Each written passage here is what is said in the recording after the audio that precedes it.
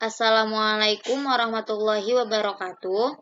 Saya Novianti Astuti akan mempresentasikan mengenai strategi inovasi pendidikan.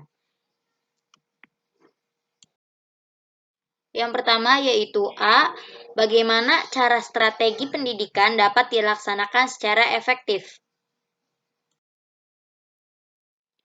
Agar penggunaan strategi pendidikan dapat berlangsung secara efektif, maka perlu mempertimbangkan hal-hal sebagai berikut. Yang pertama, yaitu strategi pendidikan akan dapat digunakan secara tepat dalam kondisi dan situasi sebagai berikut. A. Apabila perubahan sosial yang diinginkan tidak harus terjadi dalam waktu yang singkat atau tidak ingin segera cepat berubah. Yang B. Apabila sasaran perubahan atau klien belum memiliki keterampilan atau pengetahuan tertentu yang diperlukan untuk melaksanakan program perubahan sosial. Yang ketiga, itu apabila menurut perkiraan akan terjadi penolakan yang kuat oleh klien terhadap perubahan yang diharapkan. Yang selanjutnya itu apabila dikehendaki perubahan yang sifatnya mendasar dari pola tingkah laku yang sudah ada ke tingkah laku yang baru. Yang terakhir, yang kelima, yaitu apabila alasan atau latar belakang perlunya perubahan telah diketahui dan dimengerti atas dasar sudut pandang klien sendiri, serta diperlukan adanya kontrol dari klien. Selanjutnya yang kedua yaitu strategi pendidikan untuk melaksanakan program perubahan akan efektif jika yang pertama digunakan untuk menanamkan prinsip-prinsip yang perlu dikuasai untuk digunakan sebagai dasar tindakan selanjutnya sesuai dengan tujuan perubahan sosial yang akan dicapai. Yang kedua itu disertai dengan keterlibatan berbagai pihak, misalnya dengan adanya sumbangan dana, donatur, serta berbagai penunjang yang lain. Yang ketiga, digunakan untuk menjaga agar klien tidak menolak perubahan atau kembali ke keadaan sebelumnya.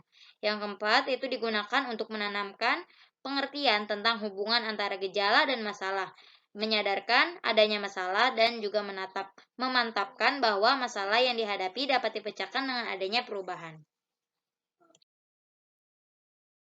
Selanjutnya itu strategi yang ketiga, yaitu strategi pendidikan akan kurang efektif jika tidak tersedia sumber yang cukup untuk menunjang kegiatan pendidikan dan digunakan dengan tanpa dilengkapi dengan strategi yang lainnya.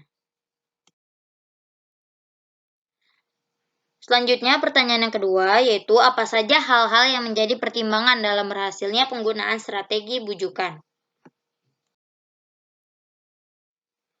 Untuk berhasilnya penggunaan strategi bujukan, maka perlu mempertimbangkan hal-hal sebagai berikut. Yang pertama, strategi bujukan tepat digunakan bila klien atau sasaran perubahan tidak berpartisipasi dalam proses perubahan sosial, berada pada tahap evaluasi atau legitimasi dalam proses pengambilan keputusan untuk menerima atau menolak perubahan sosial, dan diajak untuk mengalokasikan sumber penunjang perubahan dari suatu kegiatan atau program ke kegiatan atau program yang lain. Yang kedua yaitu strategi bujukan tepat digunakan jika yang pertama masalah dianggap kurang penting atau jika cara pemecahan masalah kurang efektif. Yang kedua, pelaksana program perubahan tidak memiliki alat kontrol secara langsung terhadap klien.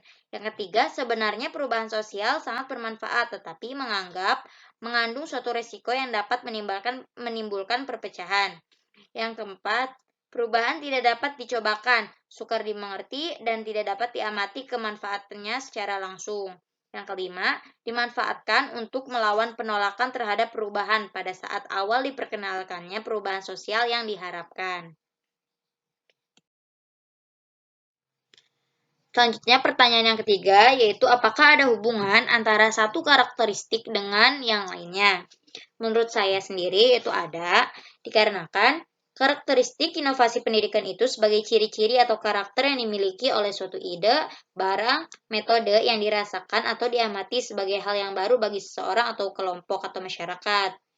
Baik berupa hasil invensi atau discovery yang digunakan untuk mencapai tujuan pendidikan untuk memecahkan masalah pendidikan.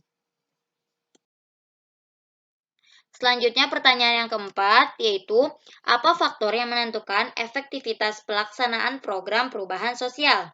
Salah satu faktor yang ikut menentukan efektivitas pelaksanaan program perubahan sosial adalah ketepatan penggunaan strategi.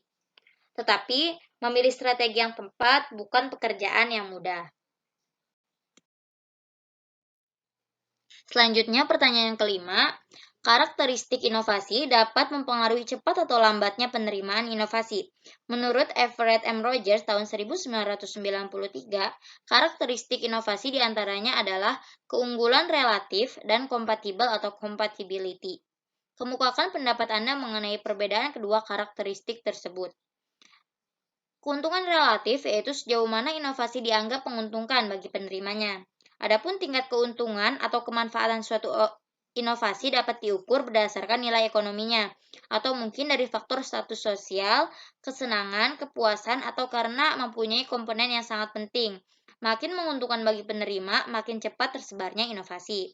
Sedangkan kompatibel atau compatibility ialah tingkat kesesuaian inovasi dengan nilai, pengalaman yang lalu, dan kebutuhan dari penerima. Inovasi yang tidak sesuai dengan nilai atau norma yang diyakini oleh penerima tidak akan diterima secepat inovasi yang sesuai dengan norma yang ada. Misalnya, penyebarluasan penggunaan alat kontrasepsi yang ada di masyarakat, yang keyakinan agamanya melarang penggunaan alat tersebut, maka tentu saja penyebaran inovasi tersebut akan mengalami penghambatan. Sekian, terima kasih. Wassalamualaikum warahmatullahi wabarakatuh.